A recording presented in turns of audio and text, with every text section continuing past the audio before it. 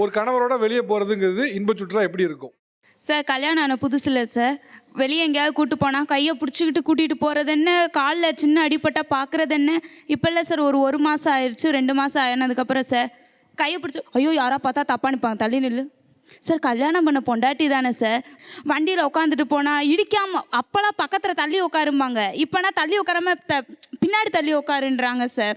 அப்போதைக்கு வந்து ஒரு பொருள் கிடைக்கிற வரைக்கும் அதோட ஆர்வம் எல்லாம் இருக்குது சார். அந்த பொருள் கிடைச்சிருச்சுன்னா அதுக்கோட மதிப்பே போயிடுது சார். இதுதானே இவங்க தானே இருக்காங்க கூட வேணுன்றப்ப அந்த ஆர்வம் எல்லாம் வேணும் வேணும் வேணும்னு அந்த கஷ்டப்படுறாங்க சார். கிடைச்சதுக்கப்புறம் அதை வந்து விட்டுறாங்க சார். அதில் ஒரு ஆர்வமே இல்லாமல் போயிடுது சார். உங்கள் ஹஸ்பண்ட் இருக்காப்லையா? அவரா? சம்மந்தமே இல்லாமல் உட்காந்துருக்கேன். உங்களை பார்த்தா பேச தெரியுமா இல்லையா? நீ யாரோ பேசுகிற மாதிரி உட்காந்துட்டு இருக்கீங்க. இல்லைங்க சார், அப்படிலாம் இல்லை சார். நான் ஒர்க்கிங்கில் இருக்கும்போது கூடயே இருக்கணுங்கிறாங்க.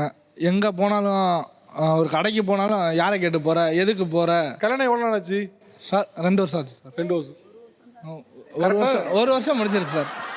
1 வருஷமே 2 வருஷமா இருந்தா நான் என்ன பண்றது? இப்பயும் தாங்கள் கொண்டு அதே முடிவில் தான் தீர்க்கமாக உள்ளீர்களா? கண்டிப்பா சார், நான் அதுல மாறவே மாட்டேன் சார். என்னைக்கா இருந்தாலும் வைஃப்ங்கிறது ஒரு ப்ரீசியஸ் திங் சார், ஒரு ஸ்பெஷல் திங்கா பாக்குறேன். பின்றாண்டா சார். இல்ல சார், நான் இப்பவே ஓப்பன் சேலஞ்சே பண்றேன் சார். இன்னும் எப்படி இந்த ஷோ நடந்துட்டு தான் இருக்கும். நான் வந்து கப்புலா வந்து இந்த ஷோல உட்கார்றேனா இல்ல ஆப்போசிட்ல அங்க உட்கார்றேனா? ஏய், எனக்கு அதுல எந்த டவுட்டுமே இல்லை. நீங்க வந்ததே மீன் பிடிக்கதான் எனக்கு தெரியும். ஓகே, உங்களுடைய கனவு என்ன? உங்களுக்கு வந்து கல்யாணம் ஆன பின்னால் எப்படிலாம் உங்கள் மனைவியை பார்த்துக்கணும், உங்களுடைய கனவுன்னு ஒன்று இருக்கும்ல, என்ன? ஸோ எனக்கு வந்து பார்த்தீங்க அப்படின்னா ஆஃப்டர் மேரேஜ் வந்து அந்த பொண்ணோட ஃபேமிலி கூட நம்ம டைம் ஸ்பெண்ட் பண்ணி என்ஜாய் பண்ணணும் அப்படின்றது. ஸோ லைஃப்பை வந்து ஸ்மூத்தாக வாழும். இல்லை நீங்கள் கேட்பீங்க அந்த பொண்ணோட, நீங்கள் கேட்பீங்க இல்லை அதை என்ன நீங்கள் ஓப்பனாக வச்சுன்னு வச்சுக்கோங்களேன். அவனாவது மனைவி அப்படி பார்த்துட்டு நீ மனைவி ஃபேமிலி வரைக்கும் போன பத்தியா? சார் ஆமாம் சார், ஏதாவது ஒரு ஃபங்க்ஷன் வந்துச்சு அப்படின்னா ஜாலியாக ஒன்றா ரொம்ப நெஞ்சல முடியல சத்தியமா.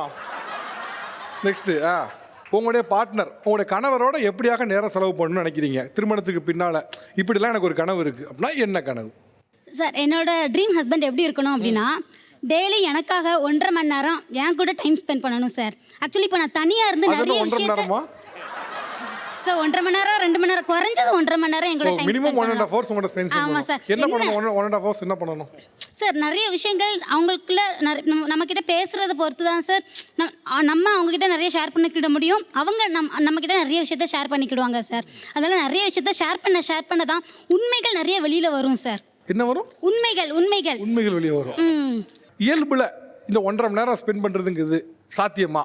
அப்படியே 1.5 மணி நேரம் இருந்துச்சுன்னா இவங்க சொல்லுது போல் அந்த கனவு அவ்வளோ இனிமையாக இருக்குமா? சார் நான் வந்து அம்மாவோட தம்பி தான் கல்யாணம் பண்ணியிருக்கேன். அவர் பார்த்தீங்கன்னா கல்யாணத்துக்கு முன்னாடி ஃபோன், அப்போ ட்ரிங் ஃபோன் அதில் தான் பேசுவார். அதுவும் மணிக்கணக்கில் பேசுவார். ஆஃப்டர் மேரேஜ் பார்த்தீங்க அப்படின்னா இப்போ காலையில் ஆக்சுவலாக நேற்று நைட்டு நான் கிளம்பி இங்கே ஷோக்கு வந்தது. இன்றைக்கி வரைக்கும் இந்த நிமிஷம் வரைக்கும் ஒரு ஃபோன் பண்ணேன். எனக்கு தெரியும் ஃபோன் பண்ணால் 1 நிமிஷத்துக்கு மேலே சண்டை வரும் அப்படிங்கிறது. அதனால் இந்த நிமிஷம் வரைக்கும் ஃபோன் பண்ணல, நான் மட்டும்தான் இது பண்ணிகிட்ருக்கேன் அப்படிங்கிறத சொல்லிகிட்ருக்கேன். 1.5 மணி நேரம் பேசணும் அப்படின்னா டிவோர்ஸில் போய் நிற்குங்க.